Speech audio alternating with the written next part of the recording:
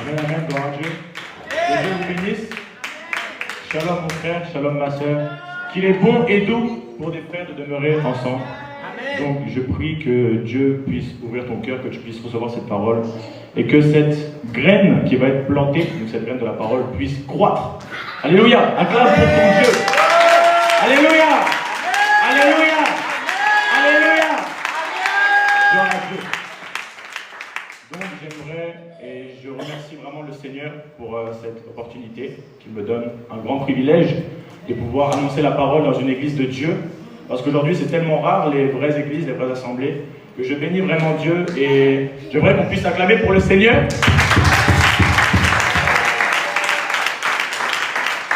Et je bénis aussi la vie de mes parents spirituels, maman Fifi Lojero et évangéliste Julien Lojero. Comme la Bible nous dit, honore tes parents. J'aimerais vraiment vous honorer, vous dire merci pour cette confiance et pour tout ce soutien. Tout ce soutien depuis tant de moments. On a passé tellement de moments merveilleux ensemble. On a fait des choses tellement grandes pour le royaume des cieux et ils m'ont toujours soutenu. Ils m'ont toujours poussé à jamais lâcher le Seigneur. Ils m'ont toujours épaulé, si je peux dire ça comme ça. Et voilà, donc je bénis vraiment leur vie. Merci beaucoup. Acclamez. Gloire à Dieu.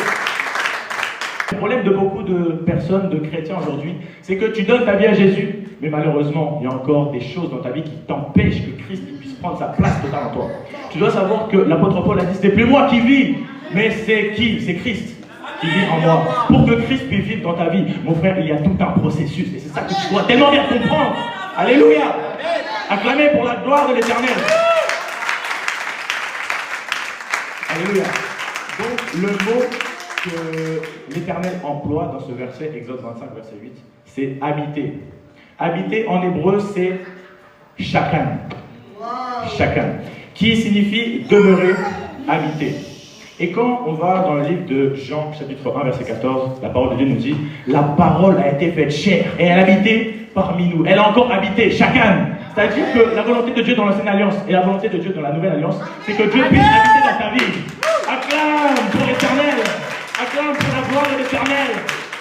Alléluia. Donc tu dois savoir que de cette base du mot shakan vient le mot Shekinah. C'est-à-dire que la Shekinah de l'Éternel, c'est qu'il puisse habiter dans ta vie. Acclame pour l'Éternel. Alléluia. Donc, dans l'ancienne alliance, mon frère, ma soeur, Dieu résidait dans le tabernacle. Il habitait dans le tabernacle. Mais laisse-moi te dire, j'ai une merveilleuse nouvelle pour toi. C'est qu'aujourd'hui, Dieu habite dans ta vie.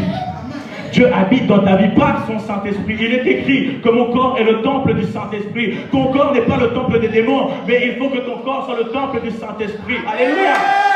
Alléluia. Alléluia. Donc, tu dois savoir, mon frère, ma soeur, la Bible nous dit en 2 Corinthiens 5, verset 17, si quelqu'un est en Christ, il est une nouvelle créature. Sache que être en Christ, c'est pas dire de sa bouche, ah, je suis chrétien. Être en Christ, c'est un lieu, mon frère, ma soeur. Le lieu de Christ, c'est le tabernacle. Est-ce que tu me suis très bien? C'est-à-dire que toi, qui es né de nouveau, tu habites quelque part. Tu me suis très bien, quoi. Alléluia. Donc, être en Christ, c'est quoi? C'est entrer dans le lieu d'habitation de Dieu. Car Christ est le véritable tabernacle où Dieu réside. C'est-à-dire que Dieu se trouve en Christ. Si tu veux expérimenter Dieu, tu dois te trouver en Christ. Tu dois demeurer en Christ. Alléluia. Est-ce que tu me suis très bien? Être en Christ, c'est aussi demeurer dans sa présence et sa gloire. Alléluia. Non plus dans un lieu construit par l'homme, mais dans la personne de Jésus. Expérimenter la gloire de Dieu se trouve en Jésus. Alléluia. Gloire à Dieu. Et la troisième chose d'être en Christ, c'est recevoir une nouvelle nature. Okay?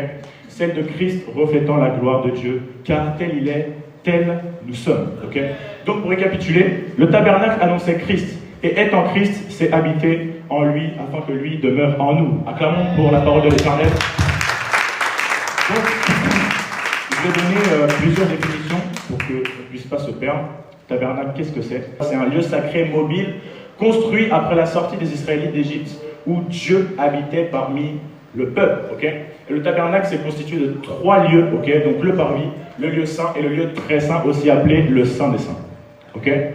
Le sanctuaire, c'est là où se déroule le service sacerdotal. Donc c'est le lieu saint et le Saint des Saints, le lieu très saint. Okay? Ensuite, on va aussi voir la gloire de Dieu. Donc j'aimerais aussi donner cette définition pour que tout le monde puisse bien comprendre qu'est-ce que c'est. En hébreu, c'est kavod Elohim. Donc kavod, ça signifie un poids, une importance, une splendeur, une majesté, une sainteté. Donc c'est l'idée que Dieu est majestueux, honorable et puissant. Voici la gloire de l'Éternel. Et la Shekinah, tu devrais savoir, c'est la présence manifeste et glorieuse de Dieu qui habite parmi son peuple. Alléluia. Donc la gloire, c'est ce qu'il est, la manifestation de sa présence. Et la Shekinah, c'est ce qu'on peut ressentir, c'est ce qu'on peut percevoir. Par exemple, la gloire de Dieu se manifestait dans le temple par une nuée, c'est-à-dire qu'on apercevait la Shekinah de l'Éternel. Est-ce que tu me dis très bien? Amen. Alléluia. Donc, le but du tabernacle, c'est que Dieu voulait habiter au milieu de son peuple. Deuxièmement, il voulait enseigner le chemin pour s'approcher de lui, parce qu'il y a tout un processus. Tu n'entres pas dans le Saint des Saints comme ça, n'importe comment. Non, non, non et non. Et c'est le problème de beaucoup de chrétiens. Tu fais des bêtises tous les jours de la semaine, tu fais n'importe quoi, tu vas en boîte de nuit, tu écoutes la musique de monde, et tu veux expérimenter la gloire de Dieu, mais non, il n'y a aucune gloire pour toi, mon frère. Okay? La gloire de Dieu, c'est pour un assoiffé. La gloire de Dieu, c'est pour celui qui va tout donner à l'Éternel. Tu ne vivras jamais la puissante main de l'Éternel si tu ne t'abandonnes pas entièrement au trône de Jésus-Christ à la croix. Et c'est ce que beaucoup ne comprennent pas aujourd'hui, c'est que vivre la gloire de Dieu, ce n'est pas pour tout le monde. Vivre la gloire de Dieu, c'est pour celui qui le désire. Et celui qui le désire, il va tout donner, il va tout abandonner. Alléluia. Acclamons pour l'Éternel. Gloire à Dieu. Donc, il y a 3 lieux. Le parvis, le lieu saint et le saint des saints. Et là, on va voir le parvis. Qu'est-ce que ça symbolise? Le parvis, ça symbolise la repentance, mon frère, ma soeur. Okay? Donc c'est la première étape quand on s'approche de Dieu. Tu reconnais tes fautes, tu demandes à Dieu pardon, et tu te repens et Dieu te purifie. Okay? Il y a 2 choses dans le parvis. Il y a l'autel des holocaustes. Donc c'est là que les animaux étaient sacrifiés pour le pardon des péchés. Et ça symbolise Jésus qui s'est sacrifié sur l'autel. Okay? Parce que Jésus est l'agneau de Dieu qui ôte le péché du monde. C'est-à-dire que l'autel des holocaustes, c'est Christ. Ok? Est-ce que tu me dis très bien? Ensuite, il y a la cuve d'airain. Donc, c'était rempli d'eau pour que les prêtres puissent se laver avant d'entrer dans le lieu saint. Donc, ils se lavaient les mains, parce que les mains représentent ce que l'on fait. Et on se lavait aussi les pieds, parce que les pieds représentent là où tu vas. Alléluia. C'est-à-dire que tu dois te laver quand tu t'approches de l'Éternel. Alléluia. Tu dois te laver parce que personne ne peut s'approcher de Dieu avec une vie impure. Et le problème de beaucoup d'entre nous aujourd'hui, c'est que tu t'approches de l'Éternel, mais tu es impur. Mais tu ne sais pas que Dieu est en train de te dire, mais qui t'a demandé de venir souiller mes parvis? Tu t'approches de Dieu dans le péché, mais qui t'a demandé de t'approcher de Dieu en étant dans le péché? Il faut quitter le péché si tu veux expérimenter la gloire de l'Éternel. Il faut que tu quittes toutes ces voies mauvaises dans lesquelles tu es. Si tu veux un jour pouvoir espérer vivre la gloire de l'Éternel, vivre la gloire de l'Éternel, c'est seulement pour une très petite quantité de personnes, parce que pas tout le monde est capable de tout donner à Dieu. Est-ce que quelqu'un me suit très bien? Alléluia. Gloire à Dieu. Donc, la cuve d'airain, ça symbolise la sanctification. Dis avec moi la sanctification. Dis à ton voisin de gauche la sanctification. À ton voisin de droite, la sanctification. À ton voisin de derrière. À ton voisin de devant. La sanctification. Alléluia, la sanctification, mon frère, ma soeur. Si tu veux un jour expérimenter la gloire de l'Éternel, il faut que tu puisses te sanctifier, mon frère, ma soeur. Alléluia. Amen. Donc, la cuve d'airain, ça représente Jésus-Christ, parce que Jésus est l'eau vivante qui purifie vraiment notre cœur. Alléluia. Ensuite, deuxième lieu, le lieu saint, qui symbolise la croissance spirituelle, et on va voir ça juste après. Donc, après la repentance et la purification, vient la croissance spirituelle. Donc, il y a 3 choses. Il y a la table des pains de proposition. Okay? Donc, les pains, ça symbolise la parole de l'Éternel, parce que tu dois te nourrir quotidiennement. La parole de Dieu, mon frère, ma soeur, tu dois en faire ton bouquin préféré, si tu veux. Tu me suis très bien. C'est-à-dire que tu dois tellement te nourrir de la parole de Dieu, matin, midi, soir, tu ne dois jamais te lasser de la parole de Dieu. Et le problème de beaucoup d'entre nous, c'est qu'on nous dit, ah, je lis un chapitre, c'est bon, j'ai lu pour toute la semaine, j'ai plus besoin de lire, j'ai déjà lu. Mais sache que Dieu se révèle aux assoiffés. Un assoiffé, il ne va pas regarder combien de chapitres il a lu.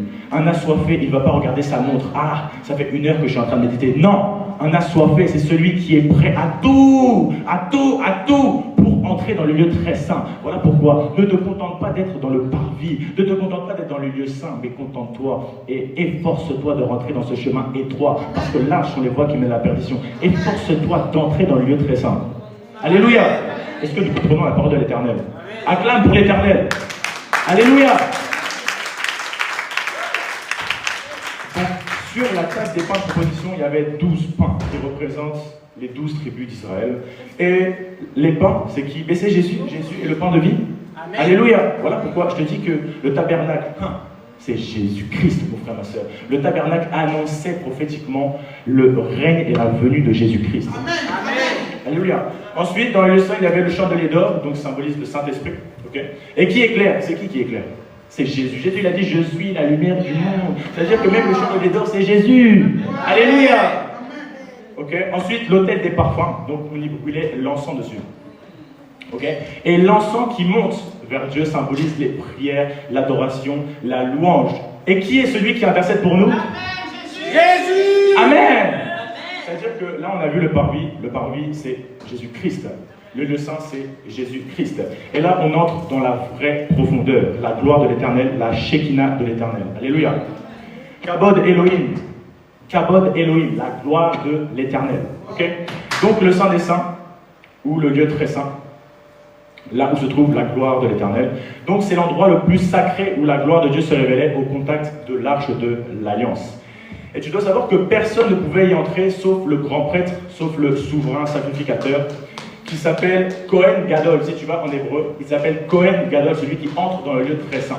Et tu dois savoir que le Kohen Gadol, il entre une seule fois dans le lieu très saint, une fois par an, une seule fois. Et c'est tellement un lieu sacré, mon frère, ma soeur. Okay. Donc le premier Kohen Gadol fut Aaron, le frère de Moïse. Et après lui, cette fonction fut transmise aux descendants directs de la lignée d'Aaron, donc de la tribu de Lévi. Alléluia. Donc, dans le Saint des Saints, qu'est-ce qu'il y a? Qu'est-ce qu'il se trouve? Amen. L'arche de l'Alliance, le symbole de l'Alliance et de la gloire de l'Éternel. Donc, Jésus est le reflet de la gloire de Dieu. Okay. Donc, encore, l'arche de l'Alliance représente Jésus-Christ. Est-ce que tu me suis très bien? Alléluia. Et il y a le propitiatoire, c'est quoi? C'est le couvercle de l'arche. Donc c'est là où le sang du sacrifice était répandu pour le pardon des péchés. Alléluia. Gloire à l'Éternel. Acclamons fort pour la gloire de l'Éternel. Est-ce que tout le monde me suit très bien jusqu'à là? Est-ce que c'est clair pour tout le monde? Amen. Parce que chaque ustensile, chaque objet qui était dans le sanctuaire, dans le tabernacle, tout ça, c'était prophétique, mon frère, ma soeur. Okay? Je sais très bien. Alléluia. Donc, qu'est-ce que contient l'arche de l'Alliance? Ça contient... Question. Oui. Excusez-moi. Comment on fait pour retenir tout ça, là? Il faut prendre des notes. Il y aura une rediffusion. Il y aura une rediffusion. Gloire à Dieu. Amen. Acclame pour l'Éternel.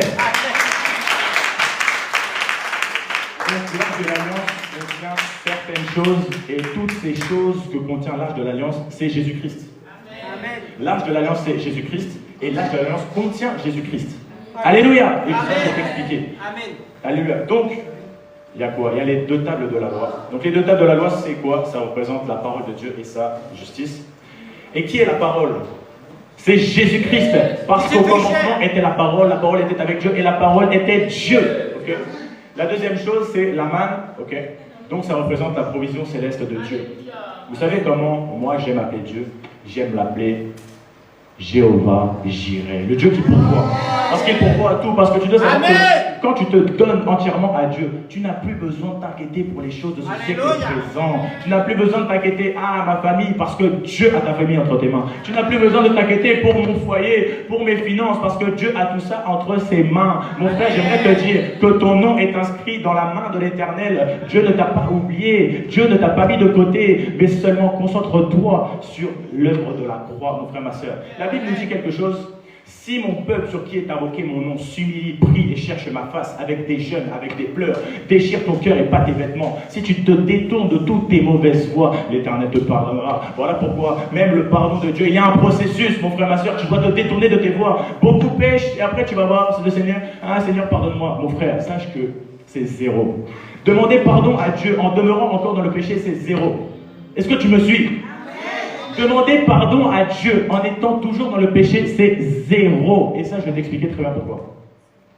Tu demandes pardon à Dieu et tu sais que demain, tu vas déjà retomber dans le même péché. Mais ça, c'est zéro. Tu es en train de souiller les parvis de Dieu. Dieu, il se bouche les oreilles. Donc si tu détournes ton oreille de la loi pour ne plus l'écouter, ta prière même est une abomination. Est-ce que tu me suis très bien? Okay? Donc la manne, c'est quoi? C'est Jésus, parce que Jésus est la manne qui descend du ciel. Alléluia. Ensuite, la troisième chose, c'est le bâton d'Aaron qui avait fleuri. Donc qu'est-ce que c'est? Je vais récapituler très rapidement. Il y avait des gens de la tribu de Lévi qui contestaient l'autorité de Moïse et de Aaron. Et du coup, Dieu dit à Moïse que chaque chef de la tribu doit apporter un bâton devant l'arche de l'Alliance. Et qu'est-ce qui s'est passé le lendemain? Le seul bâton qui avait fleuri, c'était celui de Aaron. C'est-à-dire que c'est un miracle, mon frère, ma soeur, parce que Dieu avait fait cette chose pour que le peuple puisse savoir que oui, c'est Aaron que j'ai choisi. Alléluia. Donc, de la même manière qu'un bâton mort, okay, c'est un bâton mort que Aaron a présenté devant l'arche de l'Alliance, la vie est rentrée dedans. Tu me suis très bien ou pas? C'est-à-dire que toi qui as des problèmes dans ta vie, toi qui voyais peut-être la mort dans ta vie, je prie et je prophétise que la vie de l'Éternel rentre dans ta vie. Au nom de Jésus. Donc de la même manière qu'un bâton mort est revenu à la vie, Jésus est revenu à la vie. Ça nous représente tout simplement la résurrection de Jésus. Okay? Donc pour récapituler, dans l'ancienne alliance, seul le Kohen Gadol voyait la gloire de l'Éternel, donc le souverain sacrificateur, un seul jour dans l'année. Et laisse-moi te dire qu'un voile séparait le peuple de la présence de Dieu à cause du péché. Et quand Jésus est mort, le voile s'est déchiré, montrant que l'accès à Dieu est désormais ouvert à tous par son sacrifice à la croix. La Bible nous dit en Matthieu 27, verset 51, « Le voile du temple se déchira en deux, du haut jusqu'en bas. » Alléluia, acclamons pour Jésus-Christ. Donc, laisse-moi te dire, et j'ai une merveilleuse nouvelle à t'annoncer, c'est grâce à Jésus, maintenant, on peut s'approcher directement dans le lieu très saint, mon frère, ma soeur, pour expérimenter sa gloire. Parce que la gloire de l'Éternel se trouve dans le Saint des Saints. Donc Jésus, en fait, qu'est-ce qu'il a fait? Il a ouvert la porte qui mène vers Dieu. Mais maintenant, il faut marcher à l'intérieur, okay? Étape par étape, pour expérimenter pleinement sa gloire. Alléluia! Le tabernacle nous montre qu'il y a un processus à respecter pour entrer dans la gloire de l'Éternel. Donc le processus, c'est quoi? C'est le parvis. On a vu que c'est la repentance, c'est le début du chemin. Le lieu saint, c'est la croissance spirituelle. Donc on a vu par la parole, la prière et l'adoration. Et le lieu très saint, c'est la communion intime avec Dieu où l'on vit sa présence, sa révélation et sa gloire. Okay? Mais beaucoup, nous sommes encore dans le parvis aujourd'hui. Laisse-moi te dire que toi qui es dans le parvis, tu dois aspirer à monter de dimension. Toi qui es dans le parvis, tu dois aspirer à aller de gloire en gloire. Mais pour aller de gloire en gloire, il faut qu'il y ait déjà la gloire de Dieu en toi. Alléluia. Amen. Donc, mon frère, ma soeur, je vais t'expliquer un peu le processus que tu dois appliquer au quotidien. Est-ce que c'est possible de mettre une petite instrumentale derrière, ma soeur? Je mets un Yeshua, peu importe. Gloire à Dieu.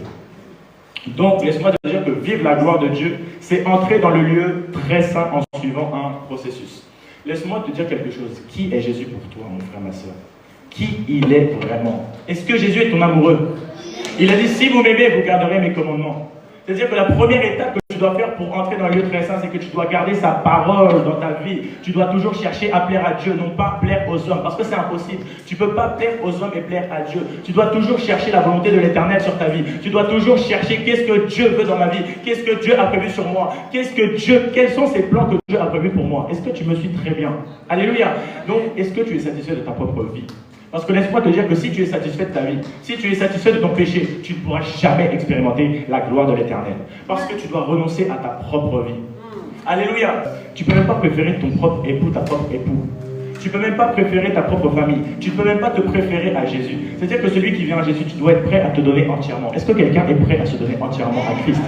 Est-ce que quelqu'un est prêt à renoncer à sa propre vie? Parce que laisse-moi te dire qu'aujourd'hui, il y a le miracle dans la vie de quelqu'un. Aujourd'hui, il y a la gloire de Dieu dans la vie de quelqu'un. Mais pour ça, tu dois d'abord être prêt à tout donner à Dieu. Vous savez, frères et sœurs, moi je ne prêche pas pour autre chose que gagner des âmes. Mais laisse-moi te dire que pour gagner des âmes, mon frère, ma soeur, il faut que tu puisses te donner entièrement. Accepter Jésus ne fait pas de toi un chrétien. Mais ce qui fait de toi un chrétien, c'est comment tu respectes la parole de Dieu au quotidien. Alléluia. Est-ce que tu me suis très attentivement? Ok. Donc j'aimerais aussi te poser une question. Combien de temps tu passes dans la présence de Dieu? La présence de Dieu est la seule présence qui peut réellement t'impacter. La présence dans un lieu secret avec ton époux, ta conjointe passera. Mais la présence dans le lieu secret, mon frère, ma soeur, t'impactera réellement et te changera réellement. Celui qui passe beaucoup de temps dans la présence de Dieu devient un intime de l'Éternel. Tu deviens l'ami de l'Éternel. Et la Bible nous dit que l'amitié de l'Éternel est pour ceux qui le craignent. Voilà pourquoi tu dois craindre l'Éternel. Prends cette décision aujourd'hui de réellement craindre l'Éternel. Du plus profond de ta vie, du plus profond de ton corps, ton âme, ton esprit. Tu dois craindre ce Dieu-là. Tu dois craindre l'Éternel. Alléluia. Il y a la gloire de l'Éternel en ce lieu. Il y a la puissante main de Dieu en ce lieu. Il y a la gloire de Dieu dans la vie de quelqu'un. Alléluia. Je crois fermement parce qu'il a dit, si tu crois, tu verras ma gloire. Moi, je crois que je vais voir la gloire de l'Éternel en ce lieu. Est-ce que tu crois toi aussi que la puissante main de l'Éternel va te toucher? Est-ce que tu crois toi aussi que la puissante gloire de l'Éternel va te remplir? Alléluia. De la même manière que le Saint-Esprit a rempli la chambre haute, mon frère, ma soeur, il faut que la gloire de l'Éternel remplisse ta vie. Alléluia. Donc laisse-moi te dire quelque chose, c'est que quelqu'un qui a soif est prêt à n'importe quoi pour boire. Quelqu'un dans le désert qui est assoiffé est même prêt à payer 100 € la petite bouteille d'eau. Tu me suis très bien. De la même manière, quelqu'un qui a soif de Dieu, tu es prêt à n'importe quoi pour chercher. Voilà pourquoi. Ne dis pas que tu crains Dieu si tu as la flemme d'aller à l'église.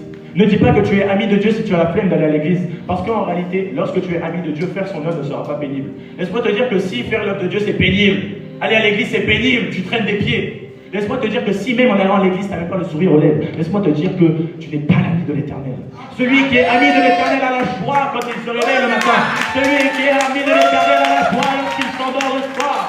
Celui qui est ami de l'Éternel a la joie, mon frère, ma soeur, au quotidien. Parce que ce n'est plus toi qui vis, mais c'est l'Éternel qui vit en toi. Laisse-moi te dire que le Saint-Esprit de l'Éternel doit prendre total contrôle de ta vie afin de pouvoir te conduire toujours dans la pleine vérité, afin de pouvoir te conduire et de pouvoir t'enseigner et de pouvoir te convaincre du péché. Alléluia. Est-ce que nous comprenons la parole de Dieu? Donc celui qui a soif de Dieu, mon frère, ma soeur, toutes tes pensées seront focalisées sur Christ. Ce qui te remplit, c'est la chose à laquelle tu penses. À quoi est-ce que tu es en train de penser? À quoi est-ce que tu es en train de penser le dimanche matin quand tu vas à l'église? À quoi tu es en train de penser le soir avant de t'endormir? Laisse-moi te dire que la chose qui te remplit, c'est la chose à laquelle tu penses. Si tu penses beaucoup à Jésus, Jésus te remplira. Mais si tu penses au foot, si tu penses aux jeux d'argent, si tu penses aux choses du monde, laisse-moi te dire c'est ça qui te remplit. Et tu ne pourras jamais avoir le bonheur parce que le bonheur se trouve en Jésus. Laisse-moi te dire que si tu es dans le péché, tu ne pourras jamais expérimenter la paix de l'Éternel. Laisse-moi te dire que si tu es dans le péché, tu ne pourras jamais expérimenter la puissante main de l'Éternel. Et tu ne seras jamais heureux parce que le vrai bonheur, la vraie joie, la vraie paix se trouve en Jésus. Laisse-moi te dire qu'en dehors de Jésus, il n'y a point de repos. En dehors de l'Éternel, il n'y a point de repos. En dehors de Jésus, il n'y a point de bonheur. Laisse-moi te dire que le seul bonheur se trouve en Jésus. Voilà pourquoi, toi qui te sens bien dans le péché, tu n'es pas chrétien, tu n'es pas en Christ et tu ne verras jamais la gloire de l'Éternel. Alléluia. Donc, tout comme le corps a besoin d'eau et de nourriture pour vivre, l'esprit a besoin de Dieu pour ne pas se refroidir. Okay? C'est-à-dire que le Saint-Esprit qui est en toi, il faut qu'il soit bouillant. Est-ce que le Saint-Esprit en toi est bouillant? Est-ce que tu es bouillant pour les affaires de Dieu? Est-ce que tu es prêt à lâcher même ta propre famille? Est-ce que tu es prêt à lâcher même ta propre femme, comme l'a fait l'apôtre Pierre, mon frère, ma soeur, pour se concentrer dans les affaires de l'Éternel? Est-ce que tu es prêt à tout lâcher? Est-ce que tu es prêt, mon frère, ma soeur, à expérimenter la gloire de Dieu? Alléluia.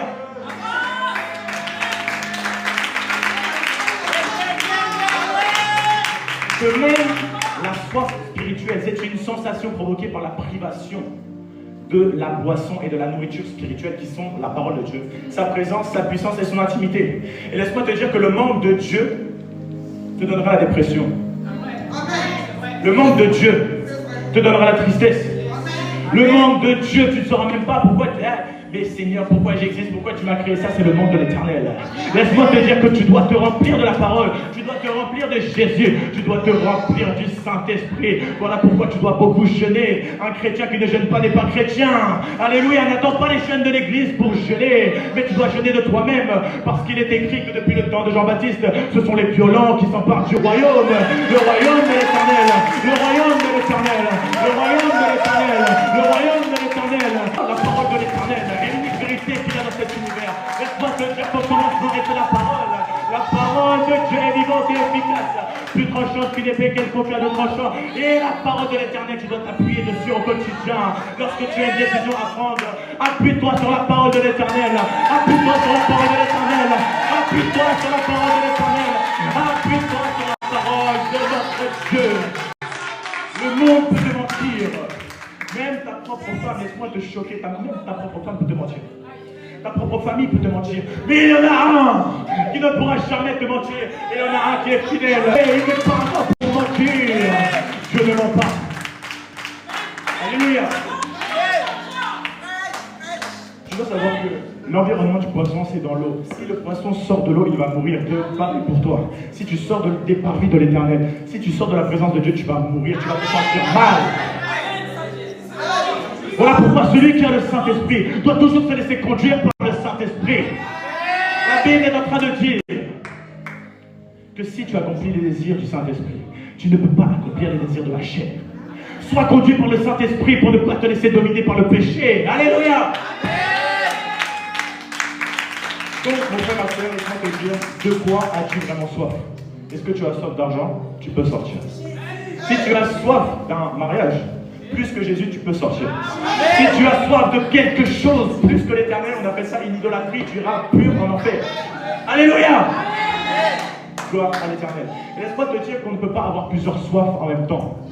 Celui qui a la soif de l'Éternel, c'est l'Éternel qui va toujours te conduire. Mais si tu as la soif de Dieu, la soif de l'argent, la soif du foot, la soif de là, la soif là-bas, encore la soif là-bas, tu ne pourras jamais expérimenter la gloire de l'Éternel. Parce que la gloire de l'Éternel, lorsque tu entres dans le lieu très saint, tu es seul. Amen. Si tu as des mauvaises pensées, tu vas mourir dans la gloire de l'Éternel au tabernacle. Est-ce que tu le sais très bien? Voilà pourquoi toi, mon frère, ma soeur, qui est chrétien, qui a le Saint-Esprit, tu dois entrer dans sa présence avec toutes tes pensées focalisées sur Jésus. Moi, je ne comprends pas comment beaucoup de chrétiens, tu entres dans la présence de Dieu. Merci beaucoup. Alléluia. Laisse la boîte. Tu l'as pas fini. Je ne comprends pas comment beaucoup de chrétiens, tu t'approches de Dieu en regardant ta montre. Ah oui, ça. Tu t'approches de Dieu, tes pensées sont déjà en train de bouger. Ah, mais tout à l'heure, je vais aller manger au McDo. Tout à l'heure, je vais aller faire des bêtises. Laisse-moi te dire que quand tu entres dans la présence de Dieu, toutes tes pensées doivent être focalisées sur Christ. Alléluia. Voilà pourquoi, mon frère, ma soeur, la Bible nous dit quelque chose. Matthieu 6, verset 33. Cherchez premièrement le royaume des cieux et sa justice, et toutes ces choses qui seront données par-dessus. Parce que tu dois savoir que celui qui a la gloire de l'Éternel ne manquera jamais de rien. Celui qui a la gloire de l'Éternel va ouvrir les portes qui étaient fermées en ta vie. La gloire de l'Éternel va attirer la bénédiction. La gloire de l'Éternel va transformer ta situation. La gloire de l'Éternel va transformer ta vie. La gloire de l'Éternel est en ce lieu. Laisse-moi te dire que la gloire de l'Éternel va transformer quelqu'un. La gloire de l'Éternel va impacter la vie de quelqu'un. Dieu veut t'impacter pour que tu puisses aller impacter. Dieu veut te toucher pour que tu puisses aller toucher. Dieu veut te remplir de sa gloire pour que tu puisses aller impacter. Alléluia. Donc, mon frère, ma soeur. Amen. Amen. Comme le Saint-Esprit a rempli la chambre haute, il faut qu'aujourd'hui, la puissante main de l'Éternel, la puissante gloire de l'Éternel puisse te remplir. Amen. Alléluia. Est-ce que vous savez qu'en ce lieu, il y a l'Éternel? Amen. En ce lieu, il y a un Dieu. En ce lieu, il y a un Dieu qui s'appelle Adonai. Alléluia. Donc laisse-moi te dire que de la même manière que Jean-Baptiste a aplani les sentiers du Seigneur, la sanctification, mon frère, ma soeur, aplanira les sentiers de la gloire de Dieu dans ta vie. Alléluia. Donc laisse-moi te dire que la gloire de Dieu sans sanctification n'existe pas. Alléluia. Et tu dois savoir que Moïse était un assoiffé de la présence de Dieu. Moïse est allé à la montagne 40 jours, 40 nuits. Il a jeûné, il n'a pas mangé, il n'a pas bu. Et toi, tu fais que manger, tu fais que boire. Et tu ne vas même pas dans la présence de Dieu. Et tu te dis être chrétien. Être chrétien, ce n'est pas ce qu'il y a dans ta bouche. Mais être chrétien, c'est quel esprit te conduit. Et laisse-moi te dire que le Saint-Esprit ne cohabite pas avec le péché. Laisse-moi te dire que s'il y a le péché dans ta vie, mon frère, ma soeur, le Saint-Esprit, il déteste ça. Le Saint-Esprit déteste le péché. Tu dois tellement bien comprendre. Beaucoup seront choqués. Beaucoup vont arriver devant Jésus. Mais Seigneur, n'ai-je pas prophétisé en ton nom? N'est-ce pas chasser des démons en ton nom? Mais qu'est-ce que dira Jésus? Retire-toi de moi. Toi qui commets l'iniquité, toi qui es dans le péché, toi Toi, tous les jours, tu pries, tu demandes pardon à Dieu, mais tous les soirs, tu retournes dans le même péché volontairement. Laisse-moi te dire qu'il y a une différence entre le péché, frère, ma soeur, entre le péché et l'iniquité. Nous sommes tous pécheurs, ok? Mais nous ne sommes pas tous des iniquiteurs. Alléluia! Est-ce que nous comprenons? Gloire à Dieu. Donc, la Bible nous dit en Exode 3, au verset 5, n'approche pas d'ici, ôte tes souliers de tes pieds, car le lieu sur lequel tu te tiens est une terre sainte. Ok? Donc Dieu dit à Moïse d'ôter ses souliers. Et laisse-moi te dire que pour entrer dans la présence de Dieu, tu dois aussi ôter tes souliers. Les souliers, c'est quoi? C'est le péché. Parce que les souliers de Moïse étaient sales. Et Dieu n'aime pas la saleté quand tu t'approches de lui. Alléluia. Donc Dieu a dit à Moïse, ôte tes souliers. Et moi je te dis, mon frère, ma soeur, si tu veux entrer dans la présence de l'Éternel, tu dois ôter tes sandales, tu dois renoncer au péché. Alléluia. Parce que je dois savoir quelque chose. C'est que Dieu n'a pas enlevé lui-même les souliers à Moïse.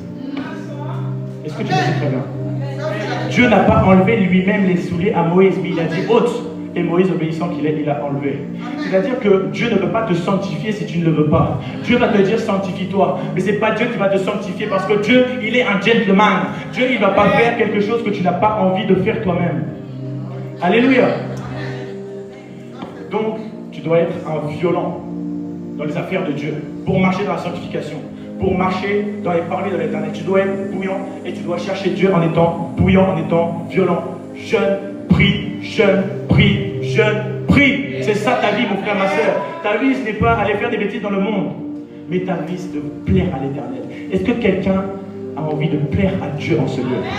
Est-ce que quelqu'un a envie de l'Éternel et puisse se dire, ah, celui-là, il faut qu'il agisse dans sa vie. La sanctification, je sens cette odeur qui monte à moi. Je sens cette bonne odeur qui monte à moi. L'Éternel doit agir dans ta vie. Mais pour ça, sanctifie-toi, mon frère, ma soeur. Ok? Donc, le sacrifice avant, c'était des animaux. Ok? Mais laisse-moi te dire que la Bible nous dit quelque chose par rapport au sacrifice. Romains 12, au verset 1 à 2. Okay? Offrez vos corps comme un sacrifice vivant, saint et agréable à Dieu. Donc, le sacrifice que tu dois faire, c'est que tu dois te donner. Toute ta vie entière, tu dois te donner. Offrez vos corps. Ton corps n'est pas pour l'impudicité, mais ton corps est pour glorifier le nom de l'Éternel. Laisse-moi te dire que Dieu n'habite pas dans un temple souillé. Dieu n'habite pas dans un temple où il y a la masturbation, où il y a l'impudicité, où il y a l'ivrognerie, où il y a l'idolâtrie. Vous savez, frères et sœurs, beaucoup ne comprennent pas que l'idolâtrie, c'est pas juste se prosterner devant un faux Dieu. Mais l'idolâtrie, c'est même dans tes pensées, mon frère. C'est-à-dire que si tu penses à quelque chose beaucoup plus intensément que tu penses à la présence de Dieu, c'est une idolâtrie. Et beaucoup de chrétiens, ce qui anime ton cœur, ce qui anime là dans ta vie, c'est de toujours penser à autre chose que l'Éternel. Laisse-moi te dire que si la première chose à laquelle tu te lèves le matin, que tu es en train de penser à autre chose que Dieu, c'est l'idolâtrie.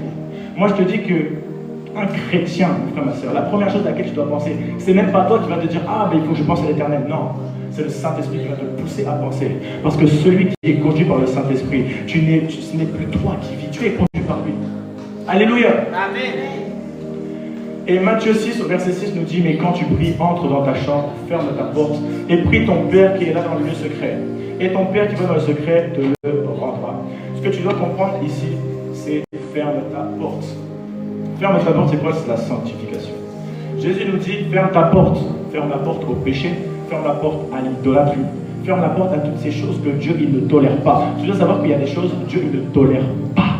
Il déteste. Dieu est le péché. Celui qui s'approche de Dieu en étant dans le péché volontairement, Dieu il se bouche les oreilles. Dieu ne supporte pas. Alléluia. Amen. Est-ce que quelqu'un connaît ce Dieu que je suis en train de vous annoncer? Amen. Alléluia. Donc la sanctification c'est quoi? C'est l'action de Dieu et la coopération de l'homme. Si tu ne coopères pas avec Dieu, mon frère, il ne va jamais rien se passer, ok?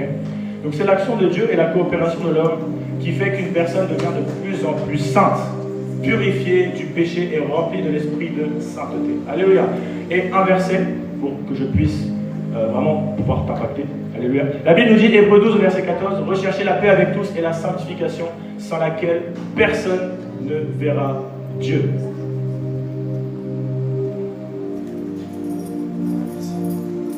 Hébreux 12, verset 14, recherche la paix avec tous et la sanctification sur laquelle personne ne verra Dieu.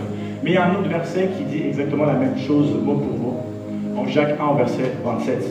La Bible dit, la religion pure et sans tache devant Dieu notre Père consiste à visiter les orphelins et les veuves dans leur affliction et à se préserver des souillures du monde. Donc Hébreux 12, 14 et Jacques 1, 27, ça va ensemble. Est-ce que tu me suis très bien? Celui qui recherche la paix va rechercher à faire le bien, va rechercher à bénir les orphelins, va rechercher à visiter les veuves. Et celui qui veut plaire à Dieu, celui qui veut voir Dieu, celui qui veut avoir une religion validée par l'Éternel, parce que je peux te dire que sur cette terre, 99,999% des religions ne sont pas validées par l'Éternel. Laisse-moi te dire qu'une seule religion est validée par l'Éternel, c'est celle de Jacques 1,27. Alléluia, acclame pour la gloire de l'Éternel. Donc tu dois te préserver des souillures du monde. Recherche la sanctification sur laquelle personne ne verra Dieu. Mais laisse-moi te dire que beaucoup ont pris Dieu et Dieu ne nous bénit pas. Beaucoup ont pris Dieu mais Dieu ne nous bénit pas. Laisse-moi te dire pourquoi. Tel un papa physique qui voit son enfant avec les mains sales. Si l'enfant demande un bonbon, le père lui dit on va te laver les mains d'abord et revient me demander le bonbon. Est-ce que quelqu'un me suit? De la même manière que le père physique va dire à son enfant va te laver les mains, je te redonne le bonbon après. Dieu t'appelle à te laver les mains. Dieu t'appelle à te purifier. Dieu t'appelle à te sanctifier. Dieu t'appelle à marcher dans la sanctification afin que tu puisses recevoir la bénédiction. Tu n'es pas béni parce que tu négliges la sanctification. Et laisse-moi te dire qu'il est écrit maudit soit l'homme qui fait l'œuvre de Dieu avec négligence. Toi qui négliges ta sanctification, laisse-moi te dire que tu es maudit. Ton problème c'est que tu es maudit parce que tu négliges la sanctification. Tu négliges la parole de l'Éternel. Alléluia. La Bible nous dit en 1 Pierre 1 au verset 15, soyez saints car je suis saint. Alléluia. Et être saint, en hébreu, kadosh, ça signifie être mis à part, séparé du péché et consacré à Dieu. Est-ce que quelqu'un veut être consacré à Dieu en ce lieu? Est-ce que quelqu'un veut entrer dans le saint des saints? Il a dit, vous serez saints car je suis saint. C'est-à-dire que tu peux entrer dans la gloire de l'Éternel. Tu peux entrer dans le lieu très saint. Est-ce que tu me suis? Alléluia. Donc, pour vivre la gloire de Dieu, tu dois vivre dans la sainteté. En dehors de la sainteté, tu ne vivras jamais la gloire de Dieu. Alléluia. Chercher Dieu, c'est au quotidien. Il faut que tu puisses comprendre dans tes pensées, dans ta tête, que Dieu, c'est 24 heures sur 24, 7 jours sur 7, parce qu'il a dit, prier sans cesse, prier sans relâche. Il faut que ta vie devienne une prière. Tellement tu vas passer du temps dans la prière, il faut que ta vie devienne une prière. Alléluia. Est-ce que tu me suis tellement attentivement? Ok, et tu dois savoir que aimer Dieu, c'est aimer là où il se trouve. Être un amoureux de Dieu, c'est faire son œuvre sans avoir de mauvaises pensées derrière. Laisse-moi te dire, si tu as des mauvaises pensées dans l'église, mon frère, tu n'aimes pas Jésus. Aimer Jésus, c'est faire ce qu'il te demande et tu ne vas pas, tu ne vas pas ne pas aimer. Tu vas forcément aimer faire l'œuvre de Dieu. Si à chaque fois il y a des évangélisations, ah non, j'ai la flemme, vas-y, je vais faire pour le pasteur. Laisse-moi te dire, tu n'aimes pas Jésus. Aimer Jésus, c'est toi-même, tu vas dire, allons évangéliser. Est-ce que tu me suis tellement attentivement? Alléluia. Donc, laisse-moi te dire que si tu n'es pas encore amoureux de Jésus, c'est que tu ne l'as pas rencontré. Okay? Et laisse-moi te dire qu'on n'aime pas Jésus pour ce qu'il donne, mais pour ce qu'il est. Alléluia. L'amour véritable pour Jésus te pousse à la consécration. La Bible nous dit, nous l'aimons parce qu'il nous a aimés le premier. La Bible ne dit pas, nous l'aimons parce qu'il nous a bénis. La Bible ne dit pas, nous l'aimons parce qu'il nous a donné une voiture, parce qu'il nous a donné l'argent. C'est-à-dire que si tu aimes Jésus parce qu'il t'a donné quelque chose, l'amour avec Jésus est basé sur une bénédiction, sur quelque chose.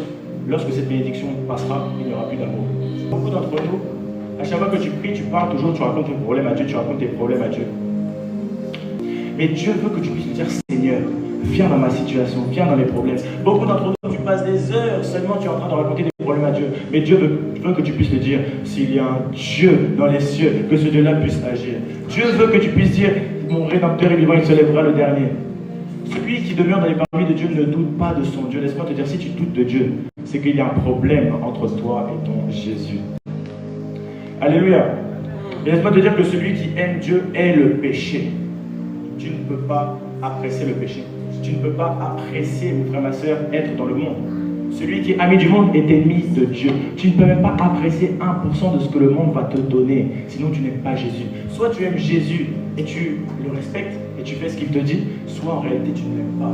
C'est-à-dire que si tu te dis, ah, mais j'aime Jésus à 99%, mais il y a 1%, je ne sais pas, j'aime tellement le foot, tout le temps, dès qu'il y a des matchs de foot, j'y vais tout le temps, j'aime trop. Laisse-moi te dire que tu n'as pas encore rencontré Jésus. Parce que celui qui rencontre réellement Jésus, il lui donne tout. C'est-à-dire que même les choses que tu aimais beaucoup, Dieu, il peut les changer. Voilà pourquoi l'apôtre Paul dit, ce qui était pour moi un gain avant, je regarde ça comme de la boue. C'est-à-dire que Christ, il va même changer toutes les racines qui sont au plus profond de toi. Dieu va même changer toute ta vie entière. Si ta vie n'a pas été encore changée, c'est que tu n'as pas encore rencontré Jésus. Et laisse-moi te dire que tu dois plus désirer la présence de Dieu que la présence des plaisirs de ce monde. Tu dois tellement aimer Dieu. Tu dois te sanctifier. Tu dois marcher dans la sainteté. Tu dois toujours chercher la volonté de l'Éternel. Tu dois toujours chercher à plaire à Dieu. Cherche toujours à lui plaire. Et laisse-moi te dire que tu auras une grande récompense au ciel. La Bible nous dit, ne vous amassez pas des trésors ici sur cette terre, mais amassez des trésors là-haut. Et comment avoir des trésors là-haut? C'est en priant à genoux. Si tu veux que Dieu t'élève, la Bible nous dit que l'élévation ne vient ni de l'Orient, ni de l'Occident, mais l'élévation vient de l'Éternel. Si tu veux que Dieu t'élève, il faut que toi tu t'abaisses. Amen. Amen. Voilà Amen. pourquoi la Bible nous dit, humiliez-vous devant votre Dieu, abaisse-toi devant ton Dieu, et tu verras qu'au temps convenable, il va t'élever. Alléluia. Gloire à Dieu. J'espère que ce message est bien passé. Amen. Et que Dieu vous bénisse. Acclame pour